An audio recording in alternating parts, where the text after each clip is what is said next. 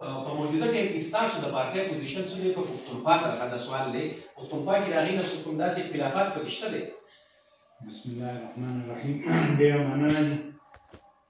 مسله دا ده چې جمعیت علماء اسلام الحمدلله یو جمهوري سیاسي مذهبي جماعت دی او زموږ جماعت کې الله شکر دی چې باقاعده جمهوري انداز سره زموږ رکنسازي بھی کیږي او تر ابتدایي یونټ نه واخله تر مرکزه پورې زموږ مکمل چې کوم عمل دی هغه جمهوري او سیاسي عمل دی چې هغې کې باقاعده رکنسازي کیږي بیا ارکان چې کوم دی هغه ابتدایي یونټ نه خپل کوم چې ذمهداران دي د هغو چناو کوي او دغسې بیا تحصیل بیا ضلع بیا صوبه او بیا مرکزه باقي خو د دغه په ټول په نظام په کوم چې تاسو وایئ چې زموږ داسې دا سټیپس دي په دې باندې خو په هغې کې بیا په امیر راځي نو مولانا صاحب په خپله راځي په صومالي امارت کې راځي د مولانا صاحب د رور راځي. نه هغه ګوره که نه هغه امیر اگر مولانا صاحب راځي یا د هغې رور راځي یا بل څوک راځي نو هغه خپل د کارکردګي په بنیاد باندې راځي.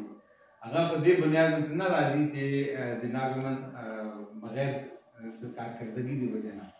مولانا فضل الرحمان صاحب تاسو وګورئ چې کله مفتی محمود صاحب رحمه الله 1981 کې چې هغوی وفات شوی دی نو هغه وخت نه واخله تر اوس وخته پورې هغه خپل کور کې زما خیال دی اگر دا 40 کاله جوړېږي نو اجتماعي طور باندې هغه 15 کاله بیا خپل کور کې نه دی پاتې شوی. هغه دغه په دورو باندې او د جماعتي کارکردګي لپاره جماعت لپاره هغې محنت کړی دی. دغسې اوس اگر مولانا طاهرالرحمان صاحب د KPK صدر جوړ شوی دی نو هغه کارکنانو د هغې چناو کړی دی هغې ته ووټ راکړی دی او کارکنانو د په خواهش باندې هغه امیر جوړ شوی دی.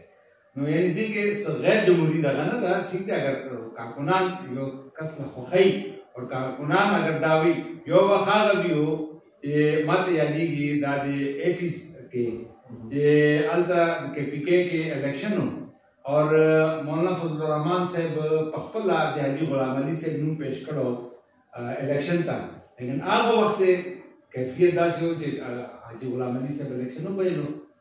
نو الحمدلله د جمعیت علماء اسلام کې یعنی دا نه دی چې موروثیت یا دې اعتبار سره موروثیت یا ډیکټیټرشپ هغه نه دی باقاعده زموږ جمهوري اعتبار سره زموږ دا ټول د الیکشن پروسس چې کوم دی هغه چلیږي. باقي بله خبره چې تاسو وکړه اختلافاتو حوالې سره نو اختلافات حوالې سره دا دی چې الحمدلله که دې وخت جمعیت علماء اسلام پورا ملک کې الله شکر دی چې څه داسې لوی اختلافات نشته. باقي اختلاف رای خو چا چې اختلاف لرو هغه تاسو ویستل نه هغه موږ نه دي ویستي دي هغه په خپله تېرېږي. موږ بیا موږ هغو ته دعوت راکړو چې راځئ خپل کور ته واپس راځئ. موږ ویستي نه دي هغه په خپله تېرېږي. سمه ده عزاوي صاحب تاسو اتحاد ممکنه د چا سره کېدی شي د دغه سوال له مناسبه خو زموږ سره ضیاءالله بنګش صاحب هم په لاین دی. بنګش صاحب تاسو زما اواز اورئ؟